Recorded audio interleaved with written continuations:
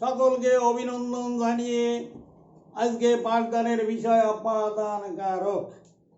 তাহলে অপাদান কারক দেখো তোমরা, অপাদান কারক, অপাদান কারক দেখো তোমরা। অপাদান শব্দের অর্থ বিশ্লেষ বা বিচ্ছিন্ন। তাহলে যাহা অপাদান শব্দের অর্থ বিশ্লেষ বা বিচ্ছিন্ন, যাহাতে চলিত, ভীত, গৃহীত, রক্ষিত, আনন্দ, বিষাদ, ঘৃণা ইত্যাদি বোঝানো হয় তাকে অপাদান কারক বলে। এভাবে বলতে পারো, অথবা এভাবে বলতে পারো কোথা হতে, কাহা হতে, কিসের হতে, সব দিয়া গিরিয়াকে প্রশ্ন করলে যে উত্তর পাওয়া যায় তাকে অপাদান কারক বলে, এভাবেও বলতে পারো। তাহলে অপাদান শব্দটাকে যদি আমরা বিশ্লেষণ করি, অপ যোগ আ যোগ দা যোগ অনট, অনট, অপ যোগ আ যোগ দা যোগ অনট, গঠনের দিক দিয়ে শব্দটা হলো কৃদান্ত শব্দ, কৃদান্ত শব্দ। তাহলে আমরা উদাহরণ দিতে পারি, অপাদান কারক যাহা হতে চলিত, ভীত, গৃহীত, রক্ষিত, আনন্দ, বিষাদ, ঘৃণা এসব বোঝানো হয় যে বাক্য মধ্যে তাকে আমরা অপাদান কারক বলি। চলিত অর্থে, চলিত অর্থে গাড়িটি ঢাকা ছাড়লো, যেমন গাড়িটি ঢাকা ছাড়লো।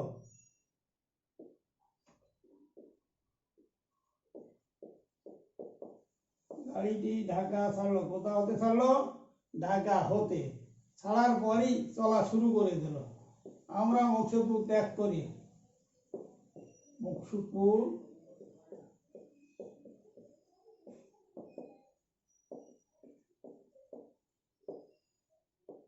তাহলে ত্যাগ করার পরই তো চললাম, কোথা হতে চললাম? ত্যাগ করলাম মুকসুদপুর হতে। অপাদান কারকে শূন্য বিভক্তি।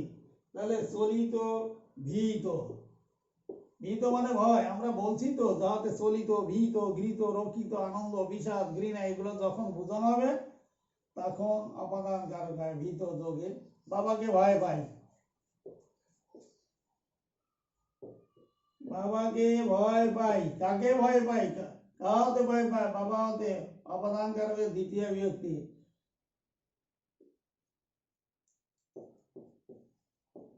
সাপকে ভয় হয়, কাকে? কাহাতে? সাপতে। অপাদান কারকের দ্বিতীয় বিভক্তি। তাহলে ভীত, গৃহীত, গৃহীত,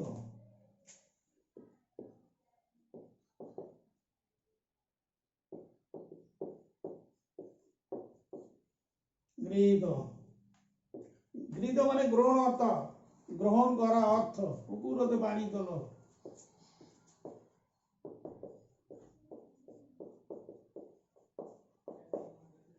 পুকুর হতে পানি তোলো, পুকুর হতে পানি তোলো। কোথা হতে পানি তোলো? পুকুর হতে। গৃহীত অর্থ বিল থেকে শাপলা তোলো,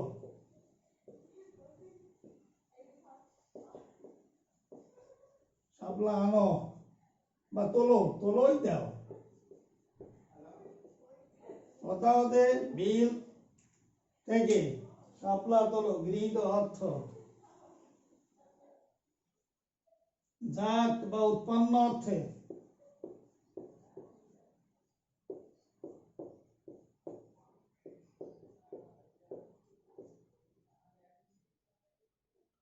জাত বা উৎপন্ন। তিলে তৈল হয়,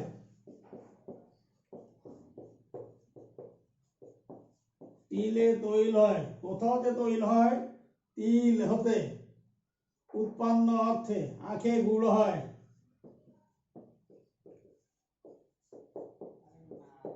কোথা হতে? আখ হতে গুড় হয়। উৎপন্ন, একে বলা উৎপন্ন অর্থে। বিরত,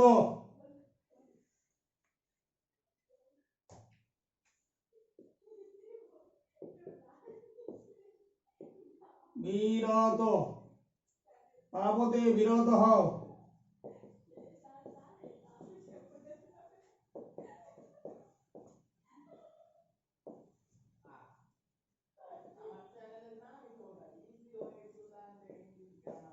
পাপ হতে বিরত হও, অন্যায় হতে বিরত থাকো।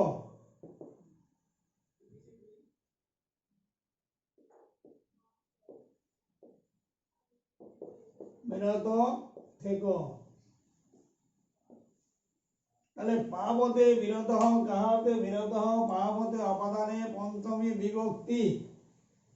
অন্যায় থেকে বিরত, কোথা থেকে বিরত দাও? অন্যায় থেকে। দূরীভূত,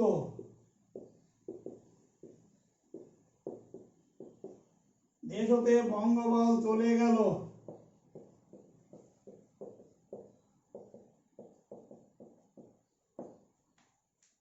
চলে গেল। দেশ হতে পঙ্গপাল চলে গেল, কোথা হতে পঙ্গপাল চলে গেল? দেশ হতে।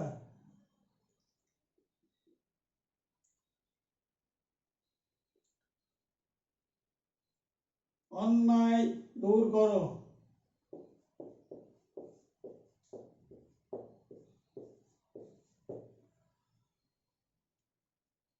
অন্যায় হতে দূরে থাকো।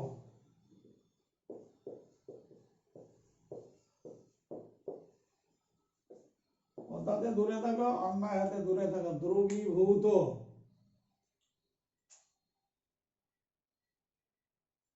গৃহীত। গৃহীত মানে গ্রহণ করা। গৃহীত মানে গ্রহণ করা। পুকুর হতে পানি তোলো,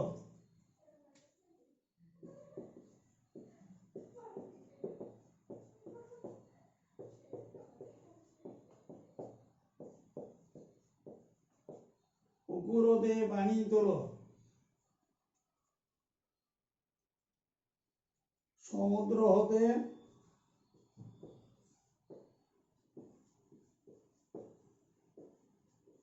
লবণ আনো,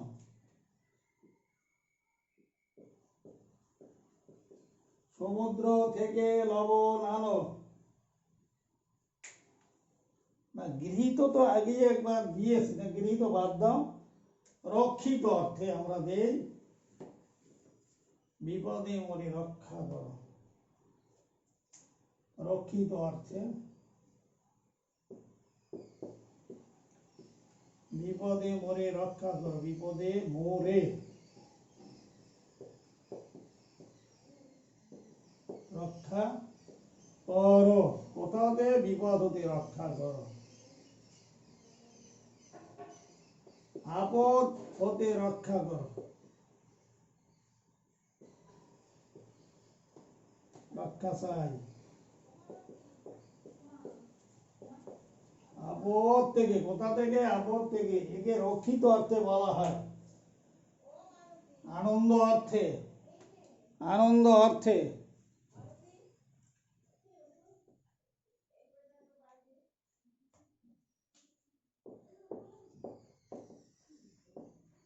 আনন্দ, জ্ঞানে বিমল আনন্দ হয়।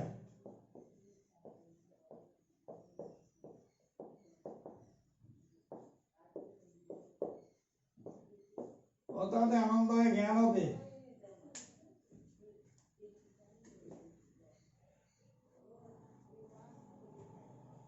কর্ম হতে আনন্দ পাই।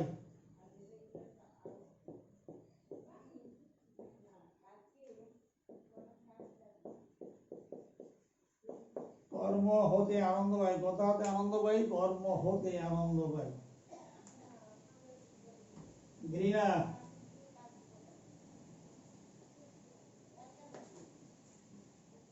তাহলে ঘৃণা অর্থে।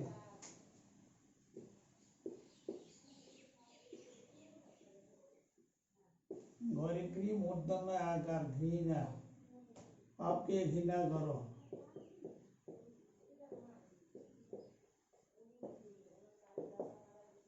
তাহলে ঘৃণা করো, পাপ হতে অবদান কারকের দ্বিতীয় বিভক্তি। চোরকে ঘৃণা করি, কার হাতে? চোরকে। আপাদানের দ্বিতীয় ব্যক্তি, চোরকে ঘৃণা করি। আরম্ভ,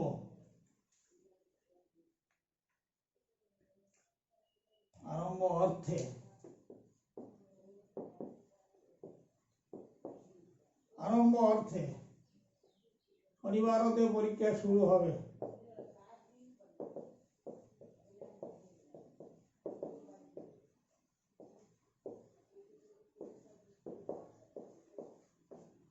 শনিবার হতে, কখন হতে? শনিবার হতে, অপাদানে পঞ্চম বিভক্তি।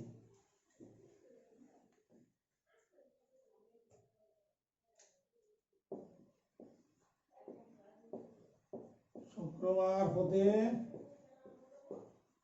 পবিত্র রমজান।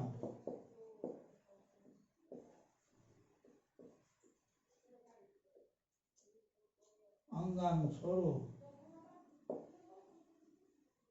শুক্রবার হতে পবিত্র রমজান শুরু।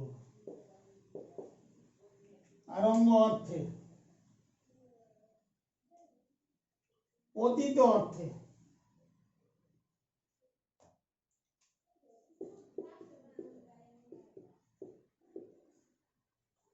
অতীত অর্থে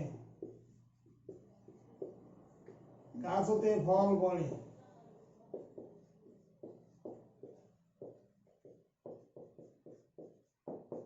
কোথাতে ফল হলে? গাছ হতে ফল পড়ে।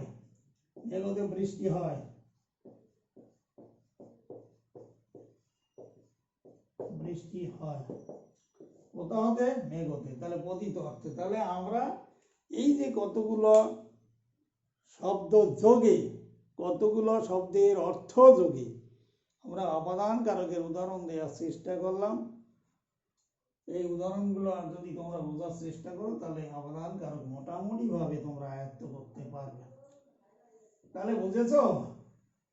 বিভিন্ন বিভক্তির প্রয়োগ করার চেষ্টা করব আমরা, এবং বিভিন্ন বিভক্তি প্রয়োগ করার আগে আরেকটি কথা বলার দরকার, অপাদান কারকের কোনো শ্রেণী বিভাগ আপাতত আমরা করছি না। অপাদান কারক তিনটি অর্থে ব্যবহার করা হয়ে থাকে। তাহলে অপাদান কারক তিনটি অর্থে ব্যবহার করা হয়ে থাকে। এক নাম্বার হলো স্থানবাচক, দুই নাম্বার দূরত্ববাচক, তিন নাম্বার নিক্ষেপবাচক। তাহলে তিনটি অর্থে অপাদান কারক ব্যবহার করতে পারি আমরা। স্থানবাচক, তাহলে যে স্থান বলতে স্থানবাচক অপাদান কারক বলে, যেমন ঢাকা থেকে আসি, স্থান। কুমিল্লা থেকে আসি, যেমন।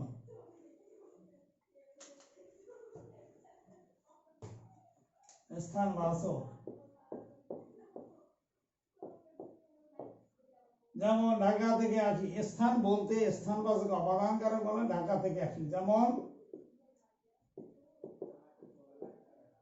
ঢাকা থেকে আসি, ঢাকা থেকে আসি।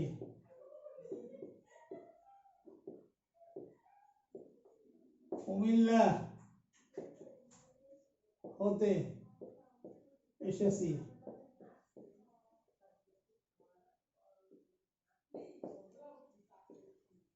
তাহলে এটা স্থান বুঝতে স্থান, ঢাকা থেকে আসি, কুমিল্লা থেকে এসেছি, চট্টগ্রাম যাব, স্থান বুঝতে একে বলা হয়।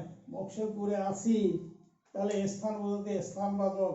গোপালগঞ্জে হতে এসেছি, একে বলে স্থানবাচক। আর দূরত্ব বা দুটি স্থানের মধ্যে দূরত্ব বলতে দূরত্ববাচক অপাদান কারক বোঝানো হয়। দূরত্ব,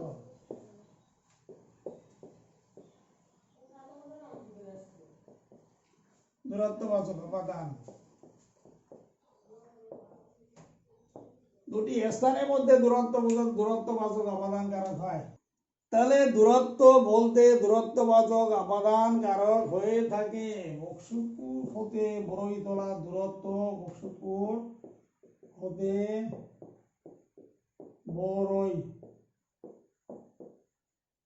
দূরত্ব 15 কিলোমিটার।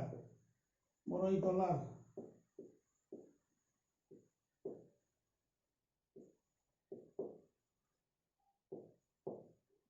15 কিলোমিটার। কিলোমিটার। তাহলে বক্সপুরের দুটি স্থানের মধ্যে দূরত্ব, ঢাকা থেকে চট্টগ্রামের দূরত্ব, ঢাকা থেকে চট্টগ্রামের দূরত্ব,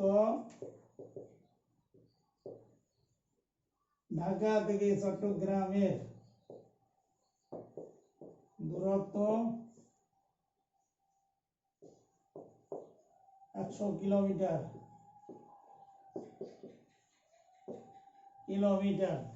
তাহলে ঢাকা হতে মকসুদপুরের, ঢাকা থেকে চট্টগ্রামের দূরত্ব 100 কিলোমিটার। তাহলে এই যে দূরত্ব, এখানে যেমন ফরিদপুর থেকে রাজশাহীর দূরত্ব 100 কিলোমিটার, মকসুদপুর থেকে গোপালগঞ্জের দূরত্ব 40 কিলোমিটার। একে বলা হয় দূরত্ব বাচক অবদান কারক, নিক্ষেপ বাচক।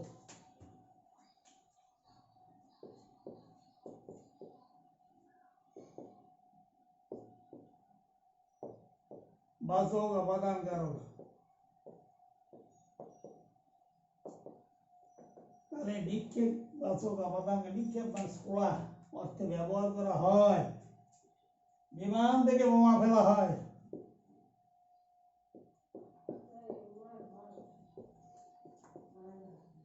বিমান থেকে বোমা ফেলা হয়, বিমান থেকে নিক্ষেপ অর্থে। দেখছো, হাত হতে বর্ষা ছুরি,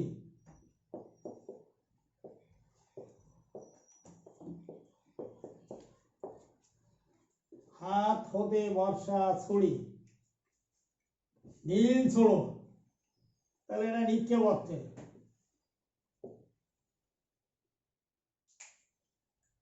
তাহলে বর্ষা ছুরি, হাত হতে বর্ষা ছুরি। তাহলে এই যে আমাদের নিক্ষেপ বাচক, নিক্ষেপ বলতে ছোড়া অর্থে, বিমান হতে বোমা ফেলা হয়, হাত হতে বর্ষা ছুরি, বা হাত হতে ঢিল ছুরি, হাত দিয়া ঢিল ছুরি ইত্যাদি ইত্যাদি, এগুলোকে বলা হয় নিক্ষেপ বাচক অবদান কারক। তাহলে অবদান কারকে বিভিন্ন বিভক্তির প্রয়োগ আমরা করে থাকবো এখন। তাহলে অবদান কারকে বিভিন্ন বিভক্তির প্রয়োগ, অবদান কারকে বিভক্তির চিহ্ন তো নিশ্চয়ই তোমাদের জানা আছে, হতে থেকে সে, এগুলো বলতে অবদান কারকে এই চিহ্নগুলো অবদান কারকে প্রথম বিভক্তি হিসেবে ব্যবহার করা হয়ে থাকে। তারপরে আমরা এখন অবদান কারকে বিভিন্ন বিভক্তির প্রয়োগ,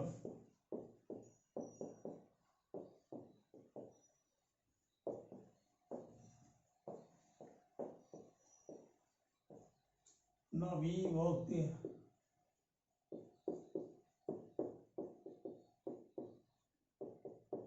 অবদান কারকে বিভিন্ন বিভক্তির প্রয়োগ, এমন একটা বাক্য গঠন করো, শূন্য বিভক্তি হবে, কারক হবে অবদান কারক, প্রথমা অথবা শূন্য বিভক্তি।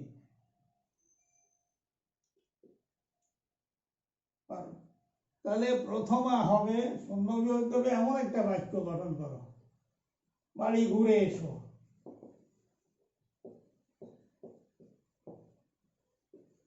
ঘুরে এসো, বাড়ি ঘুরে এসো। তাহলে বাড়ি হতে ঘুরে এসো, এখানে কোনো বিভক্তি চিহ্ন নাই, অবদান কারক। প্রশ্ন করো, কোথা হতে ঘুরে এসো? বাড়ি হতে ঘুরে এসো। ফরিদপুর,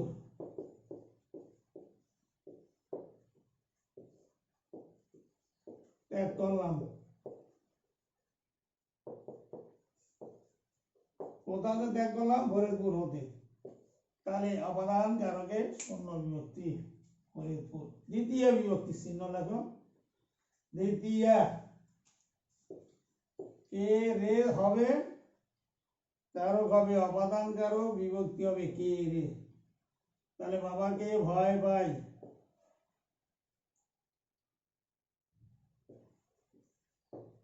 আমরা দুটো করে উদাহরণ দেওয়ার চেষ্টা করছি। কাহাতে ভয় পায়? বাবাকে অবদান কারকে। পাপকে ঘৃণা করো,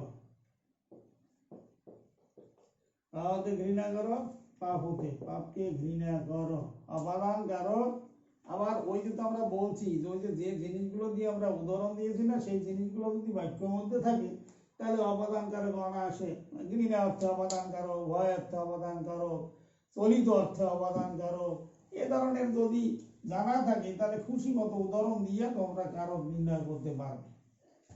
তৃতীয়া, এমন একটা বাক্য গঠন করো হবে তৃতীয় বিভক্তি কারক হবে অপাদান কারক। তৃতীয় বিভক্তি তো সবসময় শব্দের শেষে যুক্ত হয়ে থাকে। দেহ দিয়ে ঘাম বের হয়, উৎপন্ন অর্থে বের হয়। চোখ দিয়ে জল ধরে,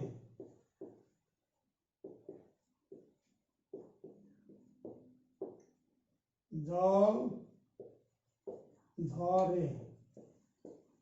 তাহলে ঘাম বেরোয়, এটা উৎপন্ন অর্থে। প্রশ্ন দেওয়া কোথা হতে ঘাম ধরা, দেহ দিয়ে। তাহলে তৃতীয় বিভক্তি চিহ্ন হলো কারক হলো অপাদান। কোথা হতে, দেহ হতে, কোথা হতে, চোখ হতে, দিয়ে তো তৃতীয় বিভক্তি চিহ্ন ব্যবহার করাই হলো করণ কারকে অপাদান কারকে তৃতীয় বিভক্তি চিহ্ন। উৎপন্ন অর্থে এটা উৎপন্ন, এটা উৎপন্ন। চতুর্থ বিভক্তির প্রয়োগ নেই। অপাদান কারকে চতুর্থ বিভক্তির প্রয়োগ নেই। অপাদান কারকে চতুর্থ বিভক্তির প্রয়োগ নেই।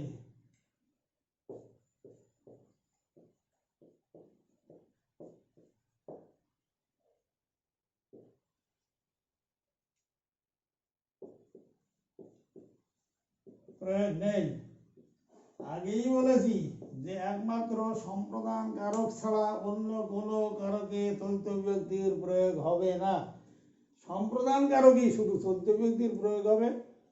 আর যে কটা কারক আমরা বাংলা ব্যাকরণে পেয়ে থাকি, 5টা কারকে চতুর্থ বিভক্তির প্রয়োগ নেই। তাহলে হলো, তাহলে আমরা লিখি পঞ্চমী বিভক্তি। পঞ্চমী তো হতে থেকেছে, হতে থেকেছে। গাছ হতে পাতা পড়ে, পাতা পড়ে। তাহলে হতে পতিত অর্থে, কোথা হতে, গাছ হতে, পঞ্চমী বিভক্তির চিহ্ন।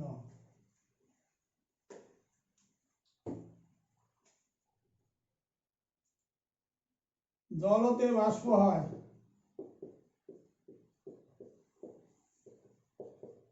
কোথা হতে, জল হতে, পঞ্চমী বিভক্তি।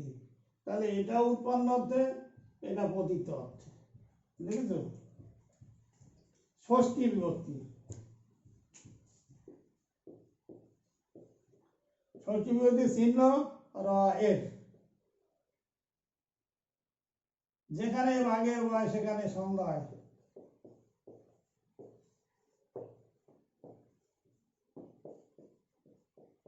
সেখানে ই সন্ধ্যা হয়। যেখানে বাঘের ভয় সেখানে সন্ধ্যা হয়। তাহলে বাঘের ভয় অর্থ ভয় আছে, অপাদান কারক। এই জিনিসগুলো যদি থাকে সহজেই কিন্তু আমরা নির্ণয় করতে পারি।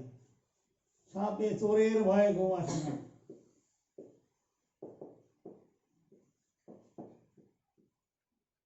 ঘুম আসে না।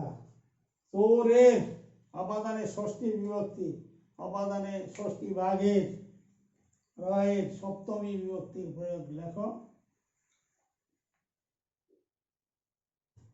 সপ্তমী। টাকায় টাকা হয়,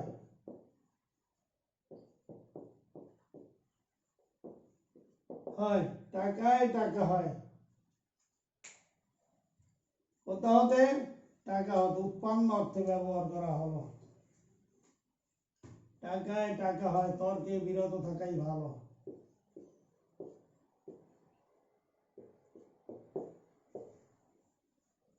থাকাই ভালো। তাহলে কোথা হতে, তর্ক হতে বিরত থাকাই ভালো। তাহলে এছাড়াও আমরা কিছু কিছু অনুসর্গের ব্যবহার অপাদান কারকে করতে পারি। তাহলে এই বিভক্তি ছাড়া কতগুলো অনুসর্গের ব্যবহার আমরা বাংলা ব্যাকরণে করে থাকি। যেমন হতে, থেকে, সে, দ্বারা, দিয়া এসব অনুসর্গের ব্যবহারও অপাদান কারকে করা হয়ে থাকে। যেমন আমরা উদাহরণ দিই অনুসর্গের, তাহলে এই বিভক্তিগুলো ছাড়াও অনুসর্গের ব্যবহার করা হয় তো অপাদান কারকের।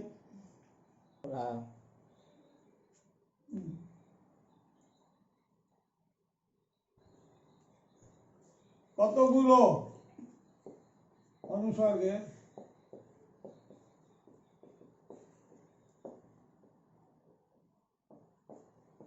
ব্যবহার অপাদান কারক হয়ে থাকে, কারকে হয়ে থাকে।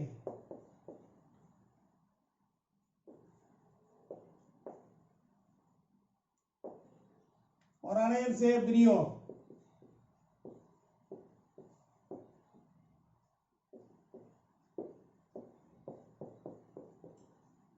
চেয়ে প্রিয়, পরাণের চেয়ে প্রিয়। এই যে সে হাত দিয়ে লিখি,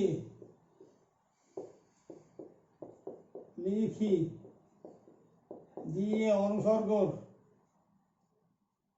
এই যে দিয়ে অনুসর্গের ব্যবহার। জননী জন্মভূমি স্বর্গ থেকে শ্রেষ্ঠ। জননী ও জন্মভূমি,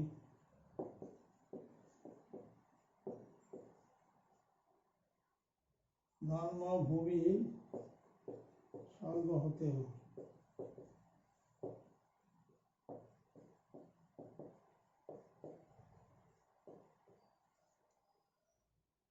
জননী জন্মভূমি স্বর্গ হতে ও শ্রেষ্ঠ।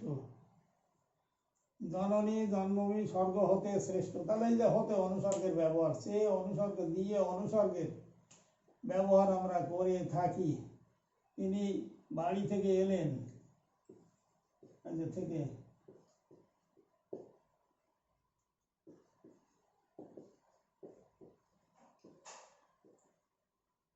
এলেন, কোথাওতে বাড়ি থেকে, এই যে দেখেছ। তাহলে আমরা বিভিন্ন বিভক্তির প্রয়োগ ছাড়াও কিছু অনুসর্গের ব্যবহার করে থাকি। সেই অনুসর্গগুলোর আমরা উদাহরণ দেওয়ার চেষ্টা করেছি। পরাণের চেয়ে প্রিয়, চেয়ে অনুসর্গের, হাত দিয়ে লিখি দিয়ে অনুসর্গ, জননী জন্মভূমি স্বর্গ হতে শ্রেষ্ঠ হতে অনুসর্গের, তিনি বাড়ি থেকে এলেন থেকে অনুসর্গের ব্যবহার করা হয়ে থাকে। তাহলে আজকে এ পর্যন্তই। ধন্যবাদ সকলকে।